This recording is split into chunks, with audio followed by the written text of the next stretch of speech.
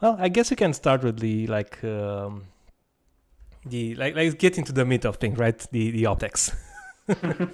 So Yep, what you sort everybody's of here for. you sort of mentioned earlier that you got into optics like from the get-go, pretty much, right after having read a few chapters from the Haskell book. You kind of started working on your own thing, like the text editor, and that's when you started using optics, or Yeah, I think I started with the basic sort of lenses pretty early mm-hmm. on. I think I'm not exactly sure why I don't think I needed them. I think it was another one of those things that I had heard is cool, and so I read a couple posts about it and I said I immediately need to try using this and see what happens. And ended up getting some pretty cool results with some of the trickier things that I needed to do in my text editor, where I wrote, I think, some text-based lenses.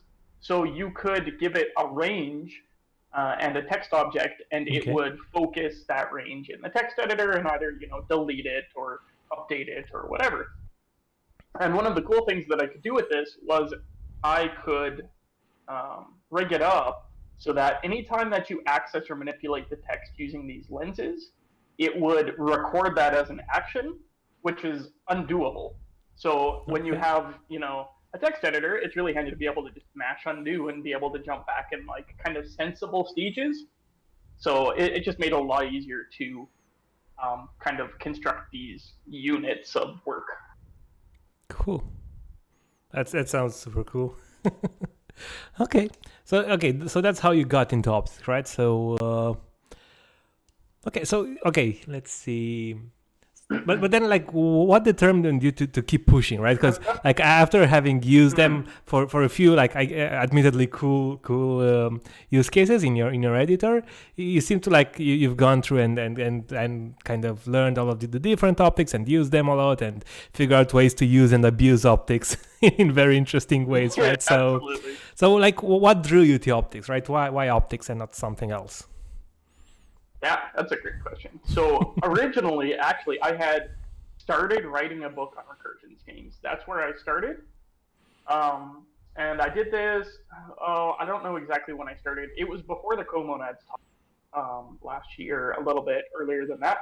And I had started, collecting little articles about what I'd learned with recursion schemes. I thought it was kind of a nice small unit of uh, work that people would be interested in and that I could maybe write a book on someday. Mm-hmm. I think ever since Sandy wrote his first book, I was kind of interested in the idea, but I needed to find something good to write about. So I looked into recursion schemes and I had my eye on optics as well. And the reason that I was drawn to these is because they're extremely multi-purpose. They're very generic. You can use them in almost any app.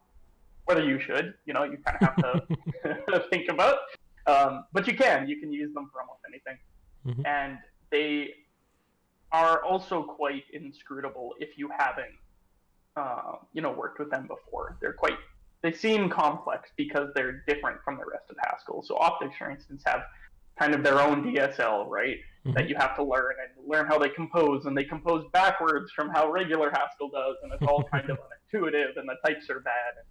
Um, Yeah. so those are kind of the two things I was thinking about. And then actually, I found out that someone was already writing a book on recursion schemes, and I don't think it's actually come out yet. But um, that kind of discouraged me a little bit from going that direction. And I also wasn't really sure that there would be enough content there for a full book. Mm-hmm. And so I was still on the fence this whole time. But when I went to Monadic Party and did my comonads stuff, a lot of people came up to me afterwards and they said, "Oh, like this is really interesting. I think um, you could probably uh, share this with people in a book format. Like I would buy a book if you wrote a book." And so that kind of got me into the idea of, hey, maybe I should write a book. So I would say actually learning all of the crazy ins and outs of the optics library came after that point. I don't think you have to be an expert to write a book because you'll be an expert by the time you're done, if that makes sense. Fair enough. Yeah, that totally makes So sense. yeah, so early on, that's when you mentioned earlier, I set up all of those Slack notifications. So if you ever want to summon me in the functional programming Slack, you just have to, say lens 3 times and I'll show up. But I really encourage that. So I set up some notifications in Slack. I started following some topics on Stack Overflow for optics, lenses, and also recursion schemes because I was still kind of interested in that.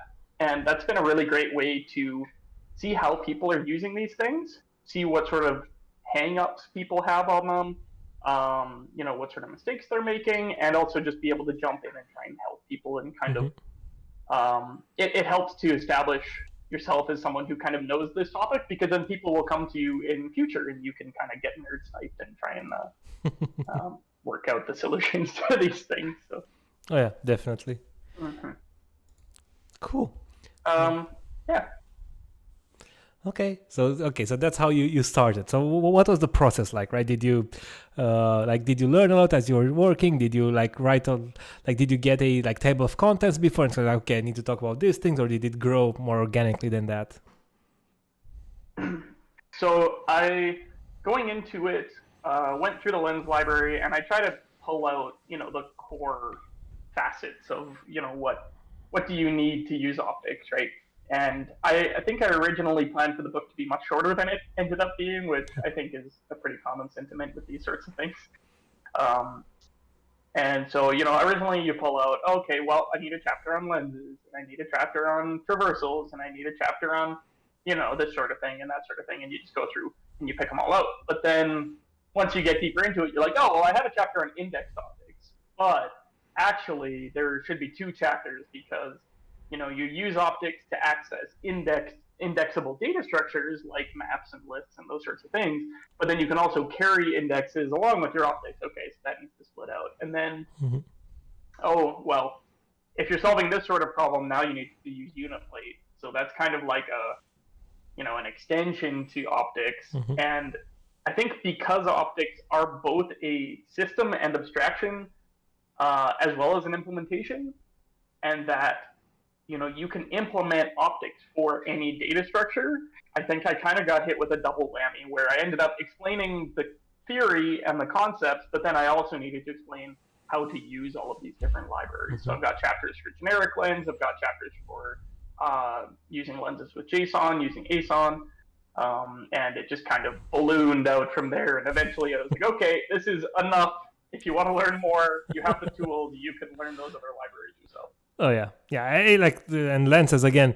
I'm not sure. Maybe I'm wrong, but it seems like out of the 2 options, this seems like the way broader topic, right? Because with recursion schemes, it feels like it would have ended at a very certain point, I think, right? Or at least you'd end up in very, very abstract land, right?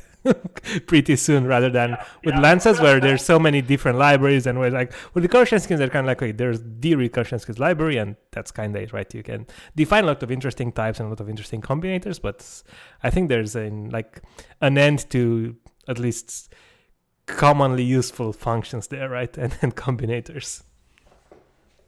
Yeah, I'm not actually sure. I would be very interested in digging in deeper into that because I do know some people use them for almost everything, and I'd be curious to see. I think it's one of those with a lot of untapped potential because you can fold over anything.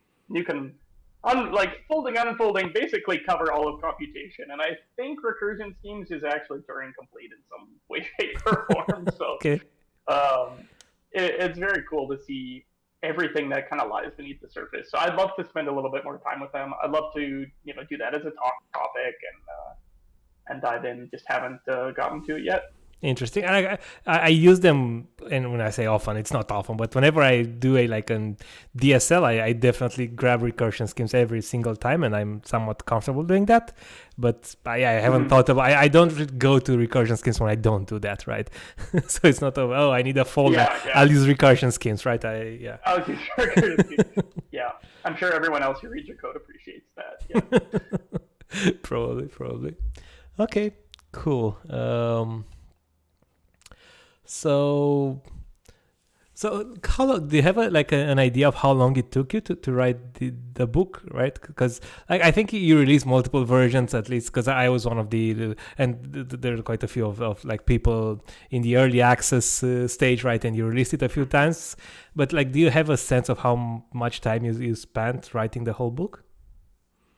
Yeah, I actually have a pretty good sense of it because what happened was shortly after I did my monadic party talk, I ended up moving back to Canada, and I was about to start looking for a new job, and then I was thinking, well, if I'm gonna write a book, like I have a little bit of cash, I have a little bit to float me until I need to go back to work.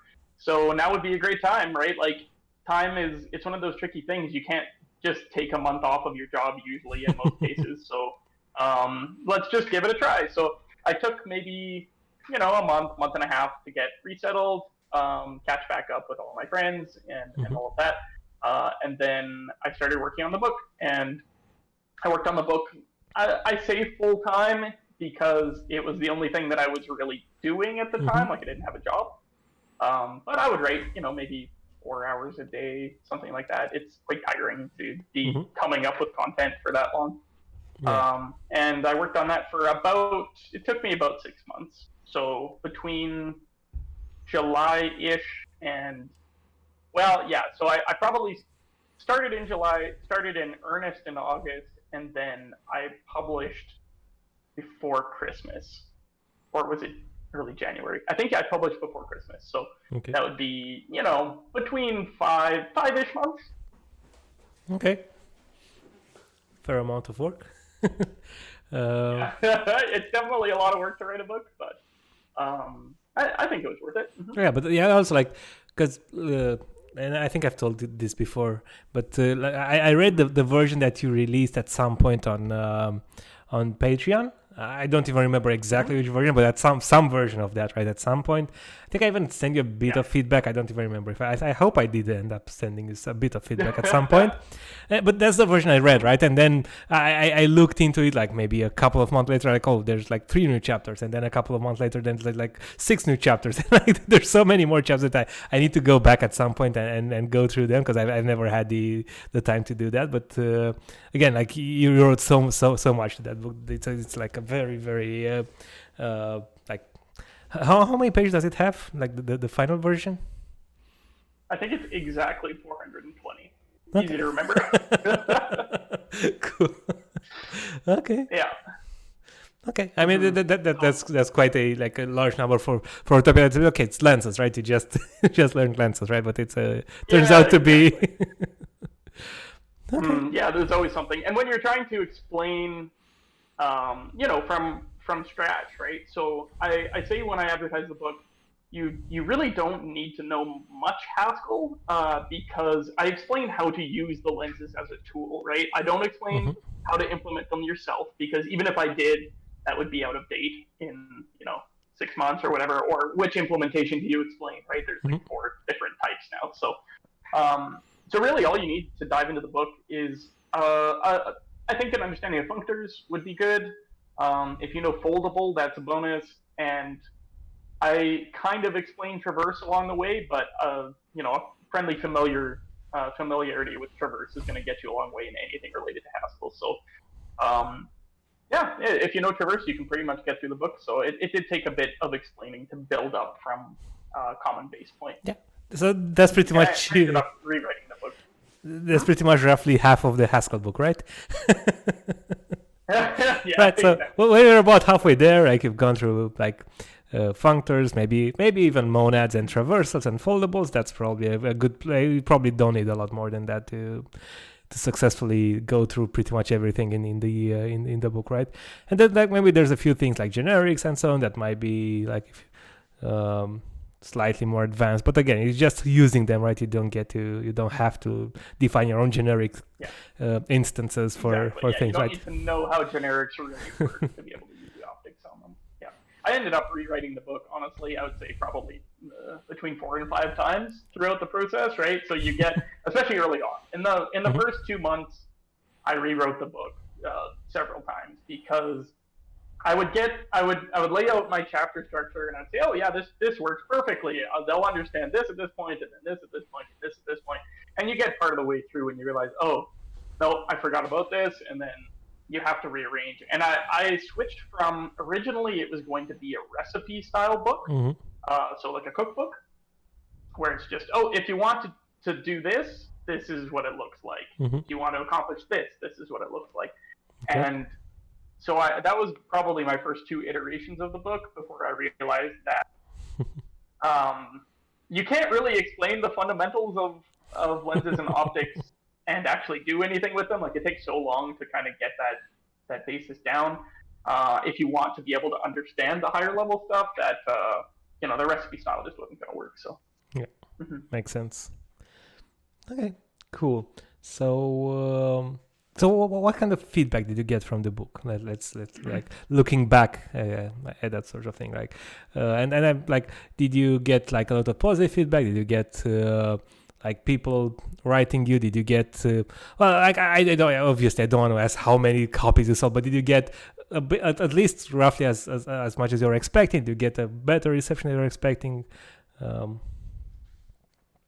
Yeah, sure. So I didn't necessarily go into it to, sell a lot of copies, make a lot of money, although that would be nice. So I've sold about 750 copies right now. So I'm pretty happy with that. That's solid. Yeah. Yep. And I kind of knew roughly what sort of numbers to expect just from, talking with Sandy and other authors and whatever. And so it did end up living up to those expectations. So I'm really happy with how the book is turned out and how it's going. And I kind of had a goal to become the, canonical reference for lenses and optics and those sorts of things.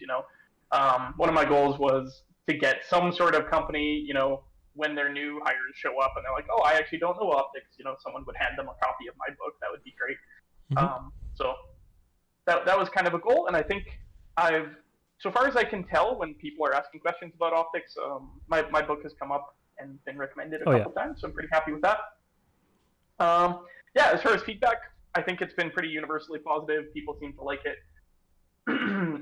Most, even beginner Haskellers that I've talked to who've read through the book said it was relatively approachable. I've gotten a little bit of feedback from people who maybe didn't read carefully enough about what the book is actually about. They're expecting me to go into ProFunctor optic implementations and explain how to implement these new optics that just came out this year and are still under active research, and the connection to category theory and all of that. And that would be a great book to have. It'd be very interesting. I would probably sell 7 copies. But this isn't that book, and that's okay, because I think most of the people who are at that level probably don't need a book. They'd rather, dig into papers or implement it themselves and try it out. So. Yeah, definitely. Yeah, it's very hard to write expert level books, right? Because you, as you said, you'd probably not. I'll definitely buy it because I'm interested in theory, but I'm not sure. Yeah. I might be one of the 7-10 people that buy them, right? So, yeah, I totally get that.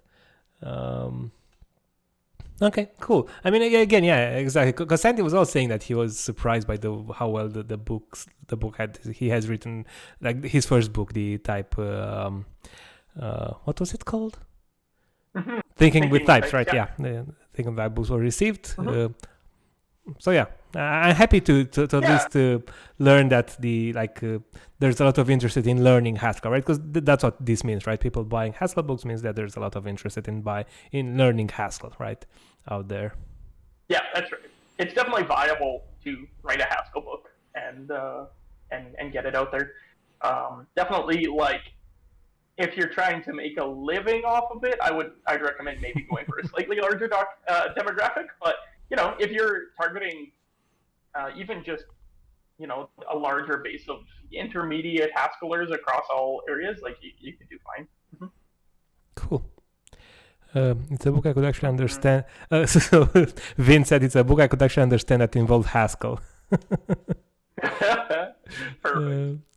Yeah, I mean that's definitely a very good point, right? Because I think actually, I think the books, the Haskell books, are actually not that hard to get, right? It's more the blog posts, the like some talks are maybe harder to penetrate and so on, right? But I think the books are generally like even Sandy's book, they like Think with Types, which is a bit more like that's maybe one of the beginner to advanced level books that I failed to mention earlier, right? But again, even that is, I think it's very approachable even for like maybe not beginners but intermediate beginners.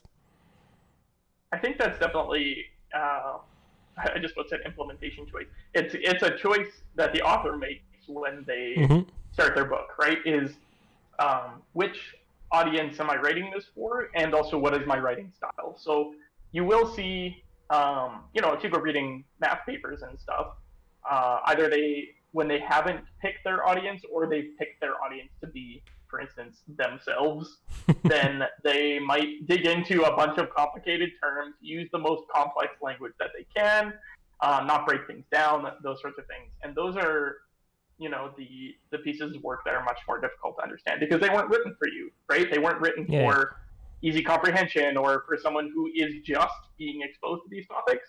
If you write your paper for someone who already understands the content of the paper, it's not going to be a very educational paper, right? So Yeah. that was something I went into the book with was, hey, I want this to be fun to read. I want it to be approachable. I make a lot of jokes in the book. Oh yeah. I make it very relaxed conversational style because this is already a textbook that people are reading for fun, so you don't want to make it any harder on them than you have to. Yeah, actually, that's a very good point, right? Because like there's a lot of Haskellers who don't read Haskell for their jobs, right? They do it for fun, because they're interested, because they want to hone a new skill, a different skill, but not.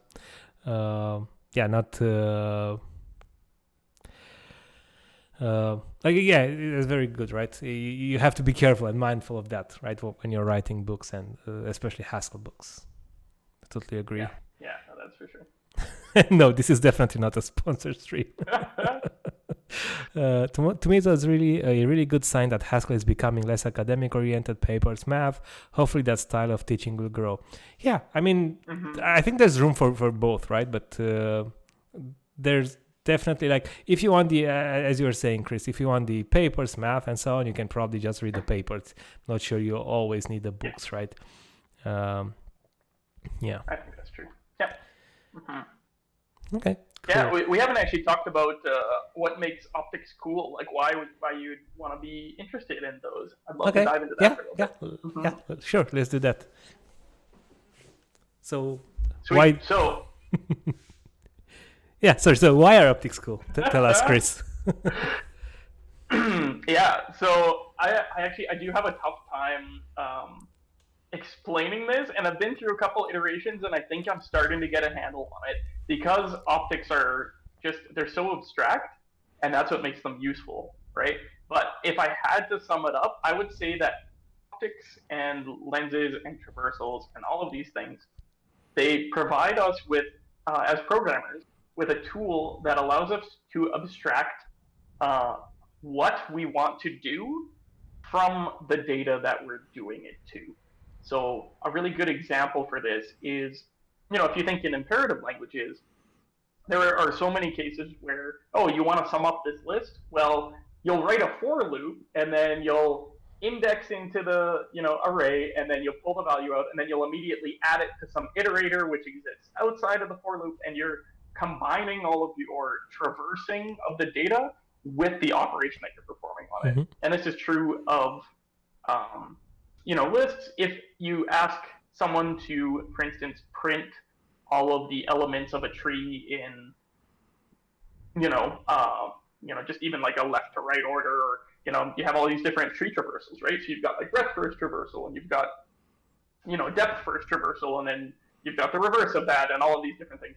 In order traversal, pre-order traversal, post-order traversal. Well, if you ask them to print something out in a pre-ordered traversal, most likely, if they're in language like Python or C or any object-oriented language, they will, or imperative language, they will write their code which recurses the data structure, and when they hit the bottom of the data structure, they'll perform their action in the same block of code. Okay. Right? And that ends up being bound together such that if you want to do a different thing on the tree, you have to rewrite all of that traversal logic. So optics allow us to extract that and separate it from what you're trying to do. So you can actually write a traversal of a tree, which is an in-order traversal. What does it do? Well, it does whatever you want it to do. You can decide that later.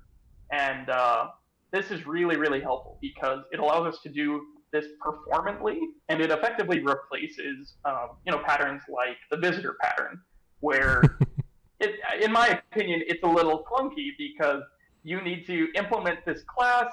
It's specific to whatever data type you want. You have to do it every time that you want to, perform a different operation. You have to decide what to do on each individual piece. And it's not composable, and all of these problems. Whereas traversals are a composable way to separate your data traversal from your operations, and that's what I think makes it so powerful. Yep, that's very well put. I'm I don't think I have anything to add to that. That's a very well thought out answer. So. No problem. No problem. Yeah, I mean, I've never thought about them like that, or at least not as thoroughly, right? That's a very and it's very cool. It's kind of just, I think it's the natural progression of kind of composability when you think about data structures in Haskell, because we have this hierarchy of types, right? So we have functors and we have traversable, for instance. And if you think about each of those, right? So let's say you have a maybe type and you've got some data in there. Let's say you have a list inside that maybe type. Well, if you want to lift a function so that it operates over the contents of the list, you can just fmap.fmap, and it'll go 2 layers deep, and that's great. And if you have, the same thing and you want to traverse it, you can actually do the exact same. You can do traverse.traverse. A lot of people don't even know that you can do that, but it works exactly the same. Definitely does. Yep. Yeah, and so these are great, and like these type classes allow us to compose these really, really helpful abstractions. But the problem happens where these are based on higher kind of types, right? And so you have to have a higher kind of type in order to use functor, traversable, whatever. So they're great for doing things on maps, and they're great for doing things on lists and all of the common data structures. As soon as you want to do this on an arbitrary record, and you've got this deeply nested record, well, it might not make sense to have, you only get one type variable that you can write a functor instance for. So how do you decide, right? And this is the really cool thing about optics, is they allow us to express these type classes as actual, values, as combinators that compose in the same ways, but allow you to select things that aren't the final type parameter of the type. Okay. Yep. Give me 1 second. So Anka said that they'll totally buy the advanced version of the book. Well, okay, 8 readers then. We're up to 8. Yeah, we're up to 8. I mean, yeah, sure. Because I think there's maybe some gap there, right, between people who are already writing papers around that area, or at least would be very comfortable in reading, and people who would like to do that, right? And I'm probably at the edge of I definitely would need to read more to be able to read those papers, right? I need to look through the references, or maybe to work through them and spend a lot of time. So a book like that would help a lot, but I definitely understand that a book like that is probably, as you said, okay, maybe it's not 7, maybe it's 8, maybe it's 10, but probably not that many, right? Yeah. I somehow doubt it's 750, right? No, probably not. I'd be very surprised. Okay. So then, so another question about optics. What's if you were to pick one thing that you wish everybody knew about optics, what would that be? Ooh, interesting. I think maybe what I would say is that one of my favorite things about optics is that they are typically abstractions without cost. So, and sometimes actually they can be beneficial. So people see all of this lens and optics machinery and they think, well, that's great, but like how much is this going to cost me in terms of memory, in terms of performance, right? I've got all of these things. Everything works in two directions. There's got to be some overhead with that. And the actual fact of the matter is, specifically, if you're using the lens library, or if you're using pretty much any of the ProFunctor implementations, the optics compile away to almost nothing when you use them, and in many cases, they will be either as fast as doing direct, like record access, or in a lot of cases, they will be faster than anything you could write by hand. And I think that's quite surprising to people, but it's true. So, for instance, if you do an update operation on a record using several nested lenses, well, the way that you would typically write that would be you would write, you would compose all of your functions to get the value out of the record, and then you would run your function on it, and then you would have to unpack using syntax all the way down and insert the value again. That's going to be, sometimes the compiler will optimize that away, but in certain cases, that will actually be slower than having the lens do it all in one step, because the lenses will dive their way down, pull the value, update it in place, and then repack all in one step. And that can be really nice. So I see we have someone asking for some benchmark numbers. I don't have any personally, but you can go ahead and Google for kind of the lens benchmarks. And I know things like generic lens and the lens library, they care about performance a lot, because lens is probably one of the most used production libraries in Haskell. That's maybe a bold claim, but it's definitely up there. It probably is, yeah. So I definitely, recommend checking that out. And maybe even also just write some code with lenses and write some code by hand and compare the core and see for yourself. Yep, cool. Also, before we finish up the optics/lens part, what's your and again, if you don't want to comment on this, just say so. But what's your what's your opinion on lenses versus optics? Because there's this it's new in the land of optics, in the land of lenses, right? Because lenses has been there for a while now, and then there's this new library called optics, I think, right? Which is, I think, probably less than a year old or something like that. Which kind of promises a vastly better experience for beginners, because they have a better errors. But other than that, do we have do you have an idea? Is it as performant? Is it as featureful? Is it ready for use, or is it more of a tool for beginners to use as they're learning, and then maybe swap back to lenses when they go to production? Sure. So for optics specifically, I haven't actually used it. I'll be upfront about that. I haven't used it for anything other than trivial, just experimentation.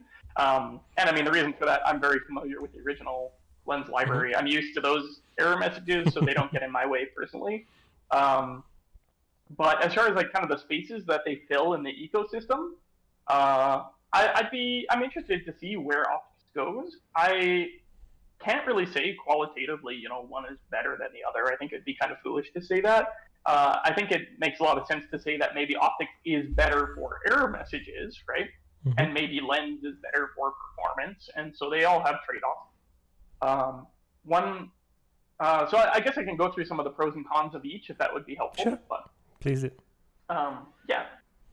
Yeah, so I mean, the pros and cons with lenses. Lenses are a really interesting thing in Haskell specifically, because it's an abstraction which has many implementations. So ironically, actually, probably the lens library is one of the most ad hoc, because it was kind of, it was designed as lenses and optics were discovered. And so things kind of needed to be tacked onto an existing interface as they went. So they follow the Van Laerhoven lens style, and unfortunately that style does break down and get much more complicated as you hit prisms and isos and some of the more complex optics.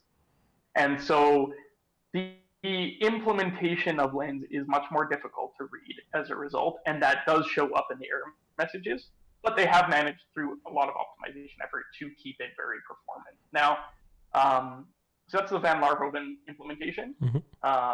If you look at optics, optics is a concrete implementation, which means for their optics, they use a data structure, whereas Van Laarhoven is functions over functions. They're higher order functions. And so what this means is it's great in the sense that when you try to compose two lenses, you can do that using a type class, Mm-hmm. or just GADTs or something like that. There's many different ways to do it. But you know exactly what you're trying to compose at the time that you're trying to compose it, because you have these data structures. You can pack all sorts of information into there, and that allows you to write really, really nice messages and those sorts of things. Mm-hmm. Error messages, for instance. I assume the performance is probably quite good also, because you hide these functions inside the data structures, but you can just kind of combine them as you go. But one of the big downsides is that in order to write a new lens or write a new traversal that composes well with this optics library, you need access to those data types, which means you need to be able to import them, which means that your library must have a dependency on optics. And they can there's ways around that, right, by exposing just the data structures, or just the minimal amount of code that you need to be able to write new optics. But there's still that dependency cost, and that means that a lot of people, if they're just writing a math library in the containers package or something like that, they're probably not going to take on that additional dependency just to provide some optics. Whereas with lenses, the lens library, you can write lenses and traversals without any additional dependencies, no problem. So that's quite interesting. And then lastly, there's the ProFunctor implementation, which I would say is pretty widely regarded to be the most elegant and the most kind of, it makes the most sense. There's the fewest edge cases, in my opinion. Mm-hmm. And so that one's the default implementation in PureScript. They use a ProFunctor implementation. It turns out to be quite elegant, and it would be very nice to have something similar in Haskell. Unfortunately, the error messages are still pretty bad. They're not quite as bad, but they're still pretty bad, typically. But the benefit would be if you have something like ProFunctors in base, which we currently don't have, but there is some work happening. Maybe we'll get that at some point. Nothing is certain. But if we can get ProFunctors into base, then you regain those benefits of the lens library, where anyone can implement these lenses and traversals, and all the way through ISOs in that case, and any new optics that we might discover, so long as the ProFunctor classes that you need are in base. So that'd be great. Yeah, makes sense. Well, thank you very much for that overview. That's very useful. Okay, yeah, I think I actually started with the ProFunctor lenses the first time, because as I said, I started with PureScript first, so that was my first encounter with lenses, and it felt I think okay, maybe they're not easier to read, but I think if you're kind of used to ProFunctors, they can be a bit easier to parse the errors, right? Because you can kind of see a bit what happens when you do something there in a type error with ProFunctors. Yeah. I think probably a bit easier than with Van Laarhoven encoding. But again, I guess it's a matter of getting used to it, right? Because you can definitely get used to errors in any sort of library, right? Sure. Yeah. No, it's definitely. I think it's objectively better, because the Van Laarhoven lenses will mix a ProFunctor with like a wrapping applicative or functor around a value, and so now they have multiple layers of these error messages happening. Whereas ProFunctor, typically you'll get an error saying you need a class on some ProFunctor, and that's it. So if you can kind of learn which of those ProFunctors map onto which optics, it gets a lot nicer. Oh yeah, I'll grant this, right? The difference between lenses and optics, as far as the libraries go, is probably levels of magnitude in error messages, right? Whereas between lenses and ProFunctors, probably just some scale, but not a level of magnitude. I don't think, right? It's still maybe it's slightly easier, but it's not that much easier, right? So yeah, it's probably not as big as the difference. Yeah. Okay. Cool. I think it would be possible to improve these error messages, either by adding additional type error machinery into these languages, or something like that. I think it'll definitely happen eventually. I don't know when, but it'd be nice to. I think there was a conversation at some point, but I don't even remember if it was It was either on Slack or on my stream. I don't even remember where it was. But like I think we could definitely use some better like error machinery, like either in the language or in base or somewhere, right? And then maybe all of these problems might be a lot easier to tackle, right? Maybe even like inside GHC, right? Hey, gig like that might definitely help, right? Because that's where you can probably have the most bang for your buck, right? If you add something there. Still waiting around for a new functional programming language to come out that uses optics as their default like accessors and setters. I think it'll happen. I don't know when, but I'm pretty sure that'll happen eventually, and I presume it will have fantastic error messages. Oh yeah, in that That's case. my prediction for 2022 or whatever. Okay.